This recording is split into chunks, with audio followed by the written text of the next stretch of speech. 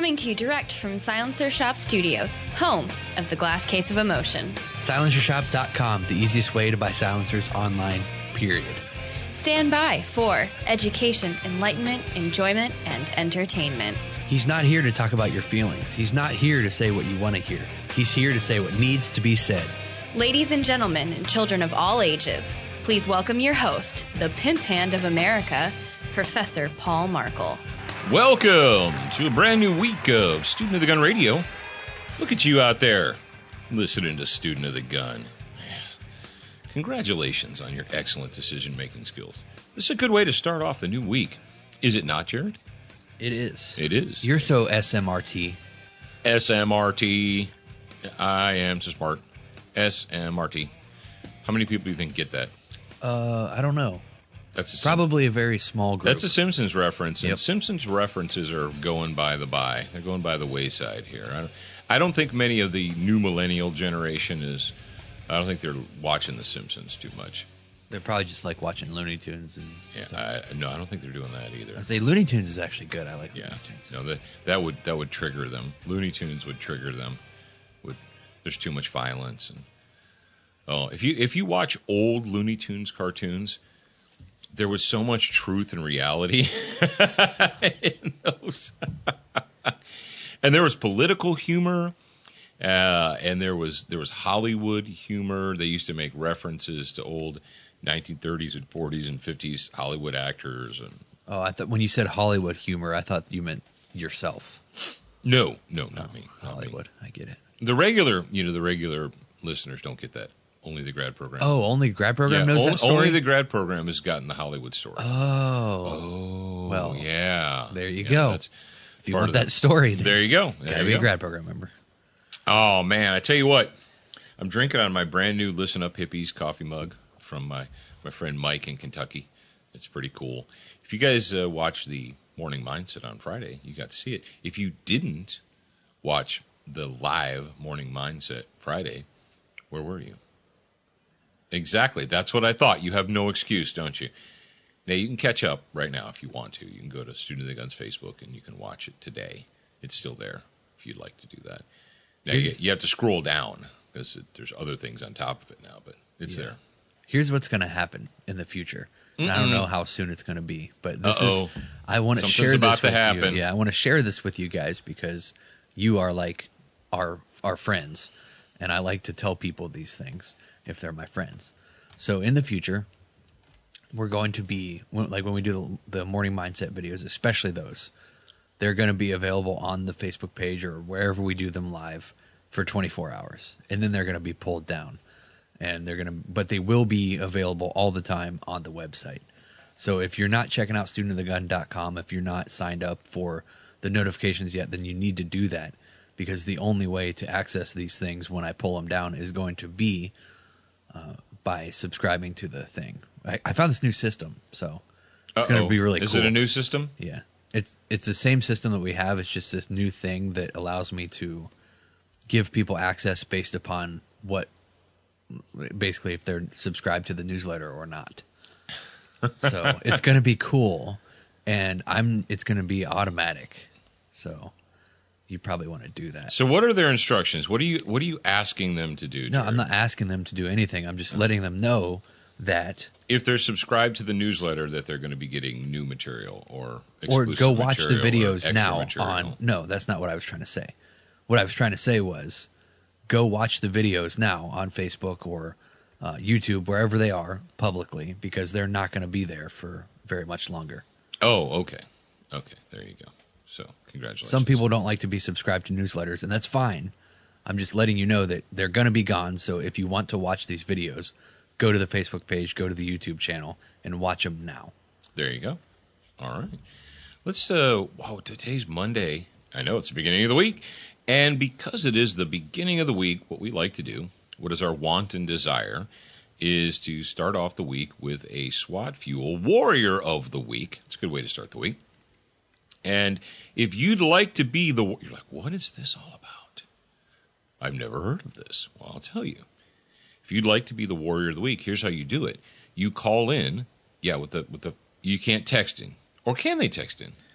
You can text, but that would be lame. Yeah, no. No, you can't text in. What am I thinking? Yeah, we have to be able to play it. Yeah, like you can text that number, and you can text that we number might answer and, you, but it'll be there. But yeah, we want to hear your voice, your actual voice. I can't play a text on the radio. That's true. You could know what you could do. You could play the text like the emergency weather bulletins. Yeah, that's what I was saying. Maybe they'll add that feature in the future where it'll read the text to you. Attention. All persons living in the southern Harrison County area of Mississippi. Yeah. There is a flash flood warning in effect till 0300 Tuesday. And what's funny is the computer doesn't know how to pronounce city names. So there's D'Iberville. We live in there's a little a town, city, municipality that's adjacent to Biloxi. It's called it's capital D apostrophe Iberville. And if you know anything about your history, Iberville and Bienville are the two guys that discovered Biloxi in 1699. Anyway, so the town's called D'Iberville, but everybody calls it D'Iberville. When they see it, they're like, D'Iberville? And the computer lady, the computer lady on the weather warning says, D'Iberville. It's kind of like that river that runs through Biloxi. The Chudacabuff? The what? The what river is that? You know how you could tell that there are Mississippi Gulf Coast people in New Orleans? Are you waiting for me to say how? Well, yeah. No, your mom and I were in the French Quarter. This is a couple of years ago. And in the French Quarter, obviously has French explorer. There's a Bienville Street in the French Quarter, and there's an Iberville Street in the French Quarter. And, of course, there's Bourbon Street and so on and so forth. Chartres or Chartres. And somebody walked up to us and they're like, excuse me, do you know how to get to D'Iberville Street? Yeah. The only person that would have said that would have been somebody from the Mississippi Gulf Coast. Yeah. So we're like, D'Iberville Street is 2 blocks up. So there you go. So the river, the Chudacabuff River, I'm going to spell it for you. Yeah, it's TCHOUTACABOUFFA. Chudacabuff. There you go. It's kind of like Ypsilanti. Hey, Michiganders, you live in Ypsilanti? Yeah. Michiganders have some funky names up there. But let's go ahead and get to the Warrior of the Week. If you want to be the Warrior of the Week, you can call 682-207-7684 and leave a very well-rehearsed. If you haven't done this before, I know that I get on the radio and I make it look easy or seem easy, but if you haven't done it before, what I want you to do is I want you to rehearse your question. I want you to say it out loud to another human being before you dial the phone. That will increase your chances of being the Warrior of the Week dramatically. Yes. Because if you say, you know what I mean? Yeah, I probably am not going to put you on the air. If the background noise is louder than you talking, you're definitely not. If you're in a shop and the lathes are running in the background, go outside. I'm just saying. All right. I know that the human ear cannot hear it as good. But it comes through really well on the microphone phone. on the phone can definitely hear the background noise. Definitely pick it up. All right, guys. Well, I want to go ahead and turn this over to Jared, and he's going to play the Warrior of the Week. Now, if you are the Warrior of the Week, you need to do something to claim your prize from SWAT Fuel. And what you get for being the SWAT Fuel Warrior of the Week is a free complimentary bottle of the 9mm Plus P energy formula. Yes. It is really simple to claim your prize. And you can do that by emailing Alex, ALEX, at studentofthegun.com. And you're going to send her your name, your phone number, your mailing address, and include your email address typed into the body there. I wasn't sure if I'd said phone number before, but I do because they need that for the system, for the shipping system. Yeah, and to call you if they have any problems. There you go. If they like feel lonely, they just need to call you. Just reach out to you.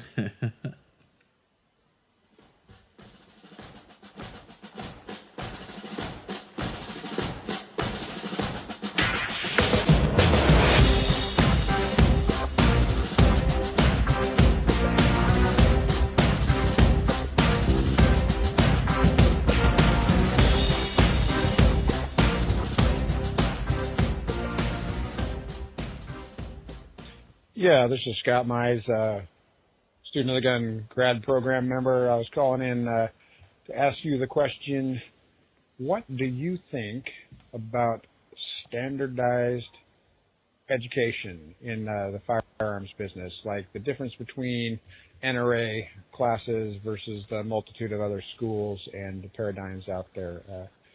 Give me your thoughts on that. Okay. Thank you for the question, and I'm going to say this.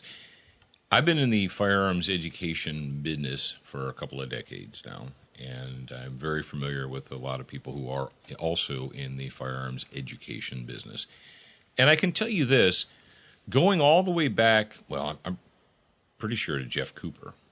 Cooper was one of the first people in the United States of America that approached that subject.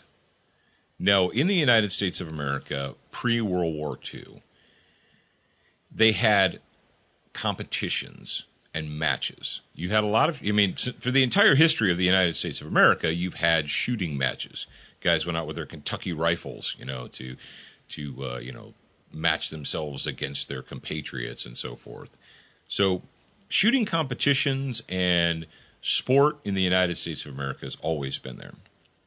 But the idea of educating someone to use a gun in self-defense really was only something that you got from the military, first from the military, and then as the nation grew from law enforcement. But outside of law enforcement and the military, there were very few, if any, large professional firearms training academies in the United States of America. And post-World War II, Jeff Cooper came back, Cooper was in World War II, and he started participating in the leather slap. If you guys know your firearms history, the leather slap classic, Big Bear, and that's where you got names like Jack Weaver and Jeff Cooper and so on and so forth. And they knew at the time, they're like, okay, how do we get this information into everybody's hands and how do we standardize it? And Cooper, he obviously, if you know your history, they came up with the Gun Sight Academy, and he started standardizing firearms training. The 250 class is very, very famous.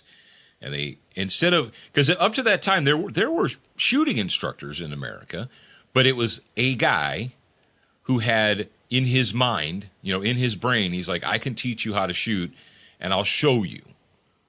But there was no 3-ring binder. There was no thing, you couldn't send it across the country. Now, the United States military had a very strict regimented training program because they had to. And then your big city police departments, in the turn of the century and so forth, like Chicago and New York and what have you, they started building firearms training programs. But the average person in America, there was very little for you to get. It was hard to come by. And Cooper's one of the first ones with Gun Sight to actually standardize a training. Now you have the NRA. And today, what we have is we've got NRA, and you have places like Gun Sight Academy, and then you have other training schools and academies and so on and so forth. And every one of them has their own, what do you call it? They have their own curriculum and their own way. Now, most stuff is pretty basic. Front sight trigger press, pretty standard, right? There's not a lot of different ways you can tell someone to focus on the front sight, press the trigger deliberately straight to the rear. Although, you'd think that would be pretty simple, and everyone would agree on that. But not everybody does. Some people slap the trigger. Every time they reset, their finger comes off the trigger, they reapply. And then some people do trigger reset, where they just let the trigger go out far enough for it to mechanically reset, then they press it again. But there are competition shooters that think trigger reset is stupid, and they don't practice it. And they come off the trigger every single time, and they're top competitors. And so people say, well, hell, if that guy's a top competitor and he wins medals and awards and he gets money and he doesn't use trigger reset, well, trigger reset must be wrong. But the problem is most of you guys out there aren't sponsored competition shooters. Most of you don't have a palate I don't mean a case. I don't mean a few boxes. I mean a pallet of ammunition in your garage. Okay, most of you don't have a UPS truck pull up to your house and get the pallet jack out and offload, 20,000 rounds of 9mm or 40 or 45 into your garage. But the guy who's a competition shooter does. So when it comes to standardized firearms training, I'll give you a great example. The NRA refused and still refuses to adopt Jeff Cooper's 4 universal safety rules. Did you know that, Jared? Are you aware of that? Cooper tried for years, decades even, to get the NRA to adopt the 4 universal safety rules as gospel, as standard. You know why they didn't? I'll tell you why. It's going to hurt. Do we have the warnings music? Do you have the stand by to have your feelings hurt music? And if you don't, that's cool. But I'll tell you why the NRA wouldn't do it. Because of shotgun shooters. Because trap and skeet shooters and sporting clay shooters like to point their shotguns at their feet and all over the landscape. But they're unloaded. It's okay. Yeah, exactly. So in order to not offend the trap and skeet shooters and sporting clay shooters, they wouldn't adopt the never allow the muzzle to cover anything you're not willing to shoot or put a bullet into as a universal standard. And you're like, oh, how do you know that's the truth? Well, because I've actually been to Gunsight many times, and I've talked to guys who were back, who were at Gunsight in the original days of Gunsight, and Cooper tried to get him to do that. So why is there no universally accepted firearms training, whether it's NRA or whatever? Well, the reason is because there are men involved in it. Because there are men involved in the process. And men don't agree on things. Like I said, I just give you 2 great examples. The trigger slapping guys and the trigger reset guys. And the universal safety rules guys. Cooper has 4 universal firearm safety rules. Really super simple. Not easy, but simple. And then you go somewhere else and they give you the 10 commandments of firearm safety. I actually got a pistol one time, and I opened up the book. Have you guys ever purchased a gun and opened up the manual for the gun and read it and realized that you probably should just never load the gun? Because there's so many cautions in the manual that if you followed all the cautious advice in the firearms manual, you would never actually load the gun with live ammunition and shoot it because you'd be convinced that something was going to go wrong. I had this gun that I bought. I opened the manual. I was flipping through it. Yes, I actually do that sometimes. I flip through the manual. And I think there was 2 or 3 full pages of bulleted of what they called the firearms safety commandments.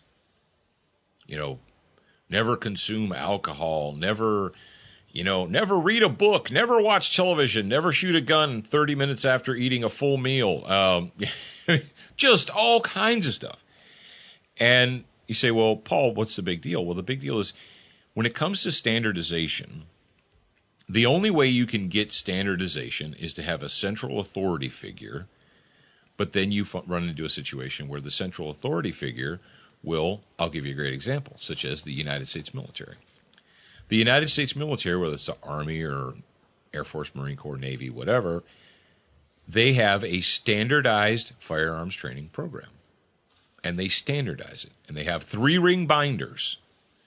But what happens when you standardize something, Jared? When you create the 3-ring binder, this is the gospel. This is the standardized program, and we will follow this regardless, end of time. It depends on the leaders who are running it. Mm-hmm. But I can tell you, it becomes harder to make changes. It dies. Yeah. The reason that you don't want a universally standardized firearms training program is because when people do that, then they stop thinking. They stop advancing. They stop growing. Well, that's where the leaders come in, that they need to make the changes. And like for a large organization like that, obviously it's really hard to make the changes. But on a smaller scale, like look at tactical response, for example. He's not training the exact same way he was 5 years ago. Right. Or 10 years ago. He's made changes to his curriculum, and he's got the standardized form, but he makes the changes, and then he instructs his instructors to teach the changes in the book. Yes, there should be a standard for the unit. Yeah. But if you say, like, we're going to make the NRA the godfathers of all firearms training, everyone will defer to the NRA. And no firearms class shall be taught in the United States of America unless it agrees with and works within the parameters of the NRA. You do that, and what you do is essentially, number one, you do you becomes LCD, lowest common denominator, because your NRA basic programs are LCD. I mean, it's like essentially kindergarten level. Yeah. And everybody should go to first grade or kindergarten, but you need to go beyond first grade and kindergarten. I just didn't want people to mistake what you were saying for that standardized anything was bad. No, but what happens is when you declare one entity to be the arbiter, the godfather, what they'll do is they will produce a 3-ring binder of blank, and then we shall never deviate from this ever. Yeah. You say, well, what's wrong with that? I mean, that's safe and da-da-da. No, what happens is 30 years later, we've evolved as humans on planet Earth. The hardware has evolved. There are still firearms classes and courses that were built and designed around the 6-shot double-action revolver. And you say, why? Like, for instance, you go to a class, and it says, with 6 rounds, load 6 rounds and begin, and you say, well, this is a Glock, this is a Beretta, this is a SIG, this is whatever. Why are we loading 6 rounds? Because it's in the manual, that's why, because right there in the manual it says start with 6 rounds. And they don't know why. The reason is because in 1982, when that was written, everybody in the department was carrying a double-action Smith & Wesson revolver, and 6 was the top. Okay? It was written for the hardware. It wasn't written to be tactical. It was written around what they have. And the reason that firearms classes are written the way they are in the military largely is because the ammunition allotment. They say, well, for instance, you've got your standard military qual course. You start with a magazine loaded with 6 rounds, and then another one with 6, and then another one with 12, and so on and so forth. You're like, what? Why wouldn't you just start with like fully loaded guns? Wouldn't that make more sense? No, because we have to shoot X number of rounds, and that's how we divide them up. And you say, but that's stupid, Paul. Like, that's institutionalized thinking. We're going to give every shooter X number of rounds. And so what we do is we start with that number, whether it's 40 or 48 or 50 or 30, and then we divide it up and we create stages so that they can shoot up that number of rounds. So often what you have is you don't have training based upon what is realistic, what is practical, that's going to reflect the realities of what you're going to encounter in the real world. You have training that is designed and based upon, like designed around the hardware. You have classes that were designed around the 1911 A1 pistol. And we're still doing that today. Now, people aren't shooting the A1 pistol today. They're shooting Glocks and SIGs and all kinds of stuff. Now, some people still are. But you have to understand that once you put something in a 3-ring binder, and once it's been blessed from on high, it is extremely difficult to improve upon that, because people become very, very dogmatic, and they don't want to think about it, and they don't want to make changes. So, like if you have a standard system for whatever you're doing, everything else in the world is changing, whether you change that system or not. And how do systems die? They, like he said, that you don't make changes to them. because everything else is evolving. Everything else is changing. If you don't adapt or change to that, then whatever you're doing, whatever your system is going to die as well. All right. But thank you very much for that question and giving me the opportunity to address that. Attention, new listeners. We produced a free training video series called 7 Training Tips That Could Save Your Life. We want you to have access to this life-saving information. Get instant access now at studentofthegun.com. Do you watch Student of the Gun TV, read the blog, and follow us on Facebook? If you answered no to any of those questions, you are wrong, but you can easily fix yourself. Go to studentofthegun.com to find everything SOTG. Everything SOTG, including on Student of the Gun, we have a list of sponsors, which would include Crossbreed Holsters, the makers of the Super Tuck Deluxe, and the Freedom Carry, and the Purse Defender, and the Bedside Backup, and all the other stuff that they make. If you want to carry a gun, they can help you out. Go to crossbreedholsters.com. Frog Lube, it's green, it's minty fresh. It is a bio-based firearms lubricant. You can get Frog Lube from them at froglube.com or your local dealer, or you can get it from Brownells. Get it wherever you want. You're an American. Century Arms is the sweetest smelling arms maker in the U.S. of A.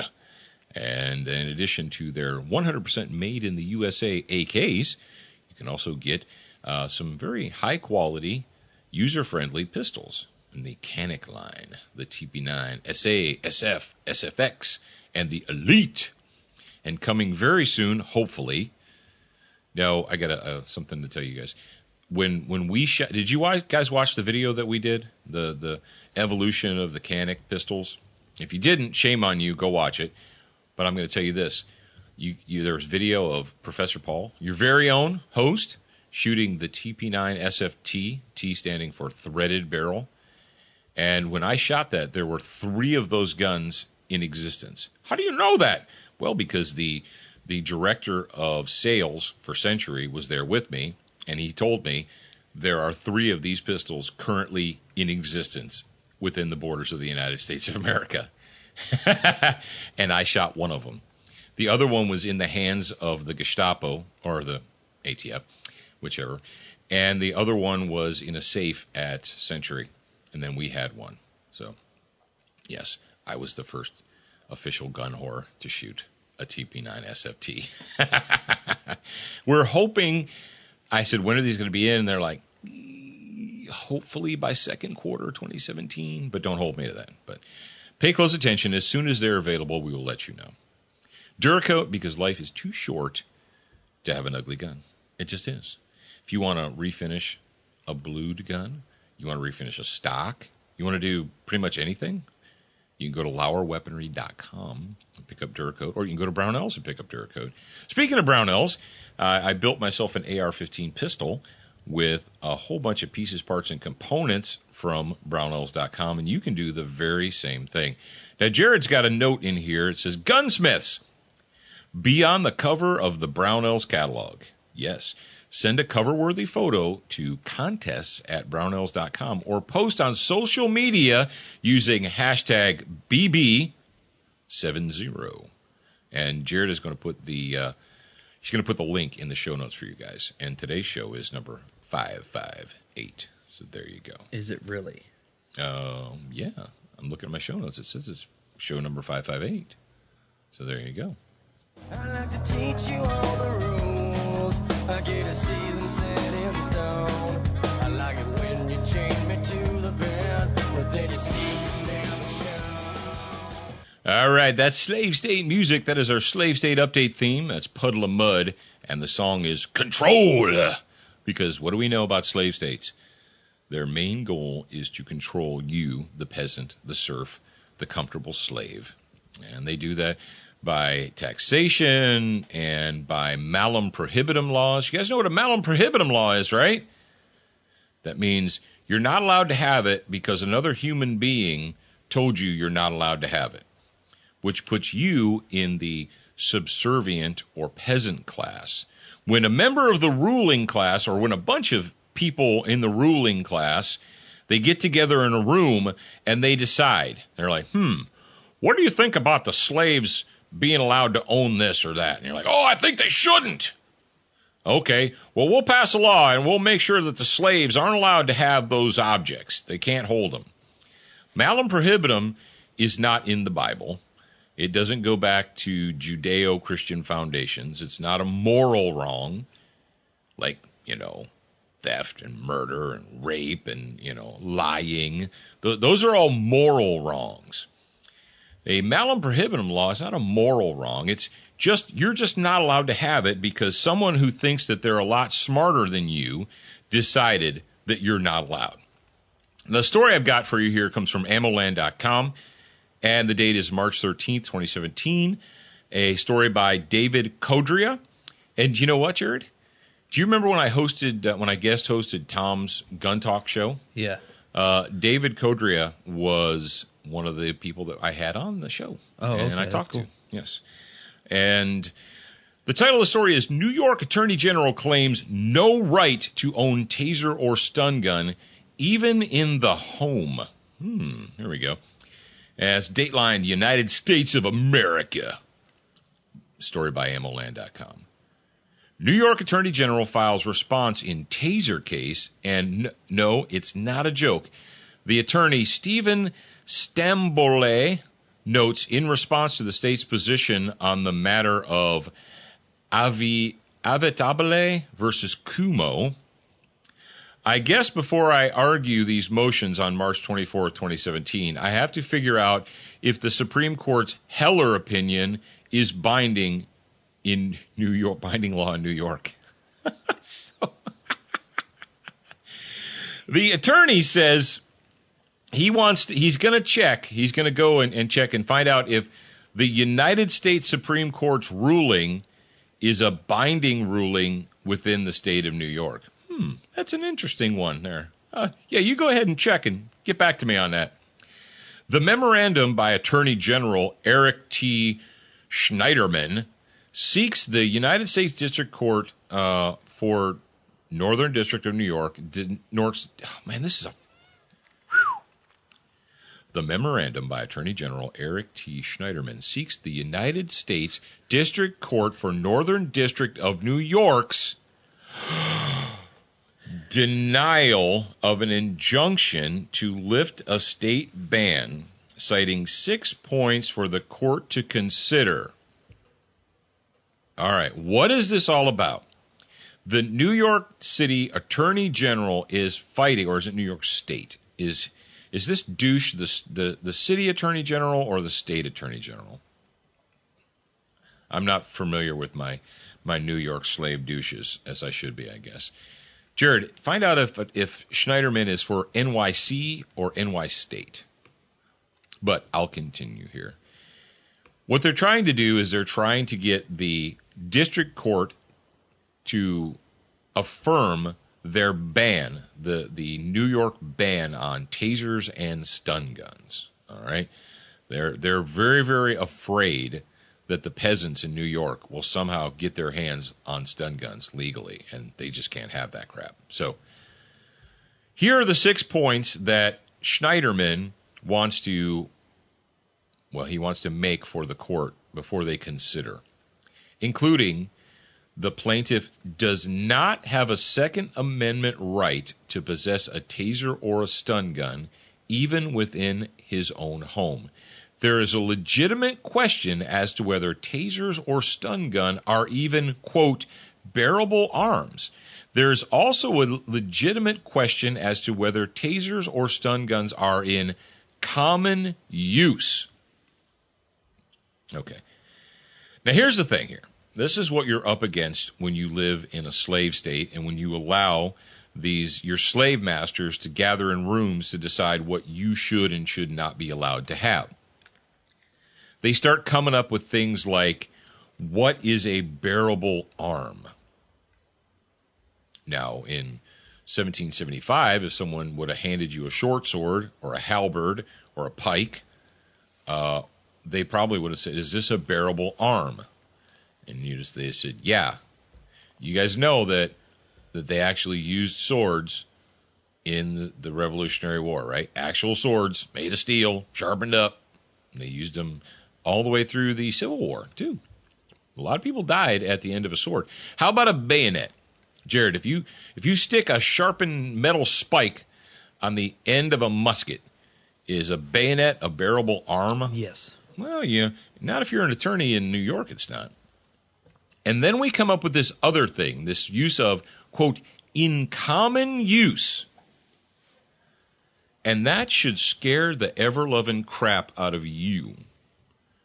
Because the term in common use means that if we've decided that the majority, 51% of the peasants, if the majority uses it, then it's in common use. But if you are in the minority, then it is, quote, not in common use. Therefore, it is your behavior and your decision to own an object is not protected by the Constitution of the United States of America. Now, let's go ahead and take that to the next degree. So, if less than 1% of all Americans are transgender, LBTQXMOUSE, whatever, right? So, in the common use vernacular, what you could say is that a homosexual is not a majority.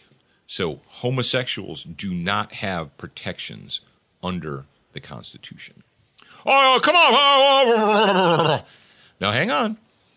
What their thing is that tasers and stun guns are not in common use. Therefore, they are not protected.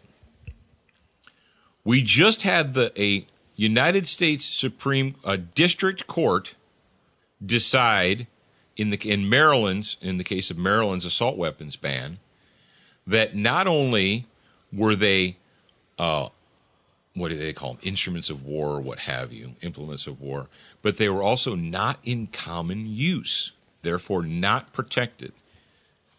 Do you know what common use translates to? It translates to the collective. Yeah, whatever we feel like. The mass. Whatever we feel like setting the standard as. So if that is society's good overwhelms an individual's good. Do you know, did anybody in the state of New York, do they not teach constitutional law anymore? Do they not teach, how the Bill of Rights was founded? Does the Bill of Rights say you have the right to freedom of religion and speech and so forth as long as your decision, as long as the things you say and write are in common use? We wouldn't need a Bill of Rights if everything everyone did was in common use. You guys understand that, right? That freedom of speech is not there. The First Amendment is not there to protect the common use speech. It's there to protect the opposite. So that when you say something that the state disagrees with, they can't shut you down.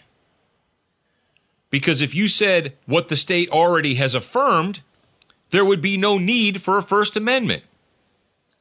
We have slave masters in the state of New York that have decided that if something is not in common use, it has no constitutional protection. Now, I've got a story right down here from the WashingtonPost.com, and it goes right along with this. Let me see, WashingtonPost.com, as we wait for it to load on the internet machine here. But essentially, it is a ruling in a stun gun case. Why is Washington Post so slow? I don't know. It's going slow for me, too. So it's so slow. Oh. Makes me happy. Maybe we should play some music. Okay, here we go. And this is a dateline July 7th, 2016. And it's a story by Eugene Volokh, and it's the Volokh conspiracy from the Washington Post. Charges dropped in Caetano versus Massachusetts Second Amendment stun gun case. What? In March, the Supreme Court unanimously reversed a Massachusetts High Court decision that upheld the state's stun gun ban. The Massachusetts court's justification for upholding the ban, the Supreme Court said, were inadequate. Now, here's a quote from the case. And this is the Supreme Court. They said, the Massachusetts court offered 3 explanations to support its holding that the Second Amendment does not extend to stun guns. First, the court explained that stun guns are not protected because they were, quote, not in common use at the time of the Second Amendment's enactment. Wow. But then the court said, this is inconsistent with D.C. versus Heller's clear statement that the Second Amendment extends to arms that were not in existence at the time of the founding. Okay, guys, I want you to remember that. In the Heller case, the Supreme Court actually affirmed that the Second Amendment applies to all arms, not just the ones that were in existence in 1781. Okay?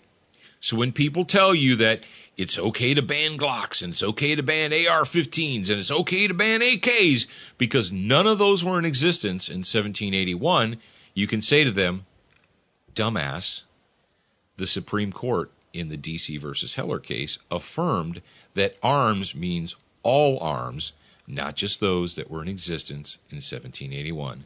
Just shut up. The court continues. It says the court next asks whether stun guns are dangerous per se at common law and unusual in an attempt to apply one important limitation to the right to keep and bear arms. And it says, in doing so, the court concluded that stun guns are unusual because they are a thoroughly modern invention. By equating unusual in the common use at the time of the Second Amendment Act, the court explained that it is inconsistent with the Heller decision for that same reason. And finally, the Massachusetts court tried to say that the court used what they called the contemporary lens. What does that mean? That means to view things from what is currently contemporary or popular or modern.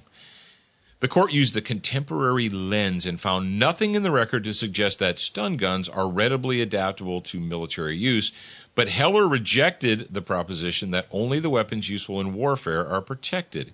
So, Heller also rejected the term that, well, you can only own it if the state has approved of it.